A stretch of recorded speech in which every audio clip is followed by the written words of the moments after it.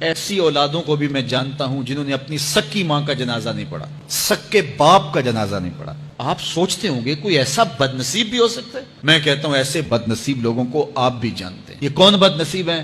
جنہیں جنازہ آتا نہیں، ساری زندگی لوگوں کے جنازوں میں رسمن کھڑے ہو کے آ جاتے ہیں، تو کھڑے ہو کے لوگوں کو دیکھ کر کے سلام پھیر دیا، لوگوں کو دیکھ کر کے ہاتھ چھوڑ دیے، اور جو ہے وہ جنازہ پڑھنے گئے تھے۔ اور جب اپنے ماں باپ فوت ہو جاتے ہیں تو کیا سارے کام چھوڑ کے جنازہ سیکھتے ہیں؟ ساری زندگی جو لوگوں سے فراڈ کرتا رہا، پھر ایک دن اپنی سکی ماں سے بھی فراڈ کیا، اپنے سکے باپ سے بھی فراڈ کیا۔ تو یہ کتنی بڑی بد نصیبی ہے کسی اولاد کی اور کسی ماں باپ کی بھی، کہ اس کی اولاد بھی اس کے لیے جنازہ پڑھنے کی صلاحیت نہیں رکھتی ہے۔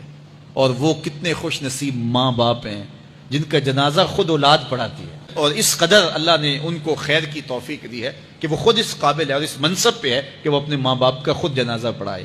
کوئی جنازہ پڑھائے بڑی برکت ہے، لیکن جس خلوص سے بیٹا دعا کر سکتا ہے کوئی اور تو نہیں کر سکتا ہے۔ اپنی اولادوں کو نماز جنازہ سکھاؤ، اپنی اولادوں کو دین سکھاؤ۔